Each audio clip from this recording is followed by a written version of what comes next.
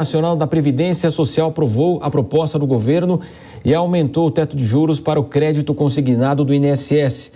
Para tratar deste assunto, nós vamos receber agora aqui o economista Rica Mello. Muito bom dia, Rica. Nós tivemos aí uma situação bastante delicada, praticamente uma intervenção aí no mercado de crédito que envolvia o INSS. A situação agora foi pacificada. Bom dia ao senhor. Bom dia. A situação agora tá muito mais tranquila agora, acho que está pacificada, porque os juros dos empréstimos estavam muito baixos, evidentemente, então os bancos não queriam fazer o empréstimo no teto que o governo havia delimitado. Nesse momento que só o Nubank, acho que o único banco, continua lá a ter o crédito aí do consignado. Quando o limite agora do governo aumenta um pouquinho, que era uma demanda dos bancos, os bancos, então, agora se sentem compelidos a fazer esse empréstimo, afinal, eles têm uma pequena margem de lucro, então o crédito consignado deve voltar para os grandes bancos agora rapidamente. Rica Mello, está conosco Diogo Schelp. Rica, bom dia. Eu queria ter uma ideia, se você tiver esse dado, do tamanho desse mercado, né? Quantos aposentados, quantas pessoas se valem desse serviço do crédito consignado? Olha, a gente tem falado aqui de mais ou menos 60 bilhões de reais, é o que o pessoal entende do tamanho do crédito consignado, que pode ser, que deve acontecer. Todos os anos isso vai aumentando, né? Foi aumentando o tamanho do crédito consignado, a gente está falando de 60 bilhões de reais. É um tamanho importante aqui de mercado para a economia, de financiamento, para uma população que, vamos lá, como é o crédito consignado, ele acaba tendo que pagar, a inadimplência é muito baixa, né? Mas é interessante para um público consumidor de produtos de maior valor agregado, geralmente. Agora, Rica, esse tabelamento aí de juros chamou atenção no mercado, a reação foi muito negativa mesmo? Olha, evidentemente, tudo aquilo que é fixado, né, pelo governo, ou que tem algum valor que não é determinado pelo mercado, o mercado não olha com bons olhos, né? Então, o governo tentando forçar um pouco a queda das taxas de juros, as taxas de juros são muito altas, nesse momento a gente sabe. Inclusive, acabou de ter lá a reunião do Banco Central, a ata do Copom, manteve os juros um pouco altos. O governo está querendo estimular ou ajudar para que exista um consumo, né, maior, inclusive, de algumas famílias que estão aí muito endividadas, empobrecidas e não conseguem consumir aquilo que elas precisam. Então, o governo foi lá de uma maneira um pouco artificial e limitou o valor máximo da taxa de juros a um valor que não era compatível com os bancos e com uma pequena perda que os bancos podem ter devido à inadimplência. Apesar de ser baixa, existe um pouco de inadimplência. Então, na hora que o governo conversa com o mercado e entende, ok, podemos reduzir o teto, mas para um valor que é possível para que os bancos possam operar, aí os bancos vão lá e operam. Então, sempre difícil quando o governo opera com alguma medida limitante, especialmente de taxa de juros, mas ele pode fazer isso quando ele conversa com o mercado e o mercado aceita aquela taxa e diz, ok, vamos continuar aqui com as nossas operações. Então, o governo errou no primeiro momento tentando forçar demais e depois ele acertou na hora que ele teve esse diálogo e aí as taxas voltaram para um patamar considerado interessante para os bancos. Diogo Schelp. O senhor acredita que esse episódio demonstra que o governo Lula está querendo retomar uma realidade de anos atrás, décadas atrás, nos primeiros governos do PT, em que havia um crescimento baseado no consumo e que está negligenciando outros fatores importantes para o PIB?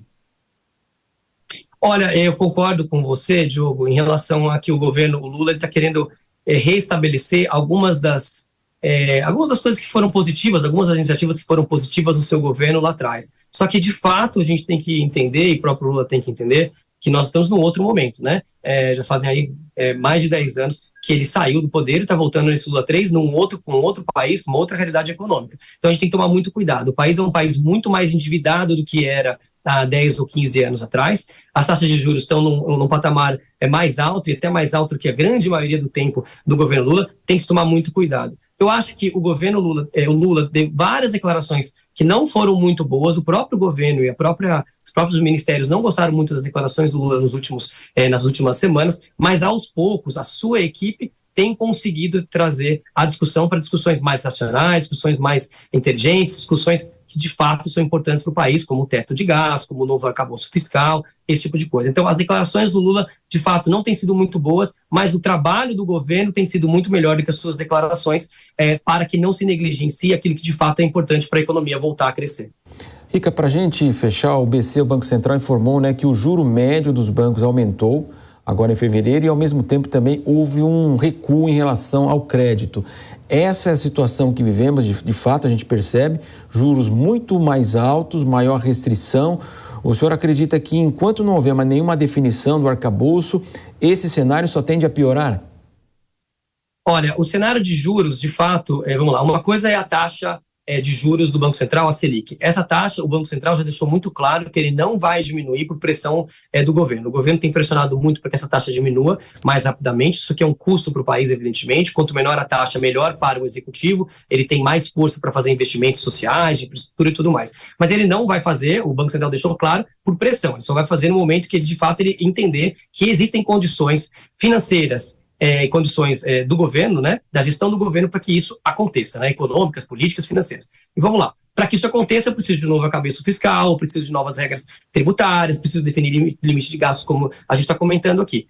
Isso tudo tem muita coisa nova para sair agora nesse mês de abril, né? Tem uma promessa do governo para tratar sobre esses dois temas, e entendo que muitos meses depois que esses temas vierem à tona, é que os juros podem começar a cair. Por quê? Porque a gente tem uma situação de juros mais alto no mundo inteiro. Nós temos uma situação de inflação mais alta no mundo inteiro. O Brasil hoje, nas grandes economias, para falar a verdade, tem uma das menores inflações quando comparado aos Estados Unidos, os países da Europa e tudo mais. Então, isso deve demorar algum tempo para acontecer. É muito bom que aconteça, para os empresários, para a população também, para conseguir ter juros menores e conseguir consumir mais, e conseguir ter um menor aperto em relação às suas dívidas, né? Porque se os juros caem também é mais fácil ele pagar as parcelas. Isso é muito bom que aconteça, mas isso não vai acontecer por uma pressão do governo. Isso vai acontecer quando existirem, de fato, medidas e números reais, né? Coisa que o governo, de fato, entrega. O mercado espera essas iniciativas reais do governo e o começo dos resultados reais daquilo que o governo está se propondo, para então entender que as expectativas de inflação podem reduzir. No momento que as expectativas de inflação reduzem, aí sim o Banco Central entende e fala, ok, expectativa de inflação está reduzindo, podemos reduzir os juros junto com isso. Então, leva um tempo para isso acontecer e o governo tem que construir essa credibilidade ao longo desse tempo. Rica Mello, economista, conversando conosco aqui na Jovem Pan. Valeu, Rica, bom dia. Obrigado, gente.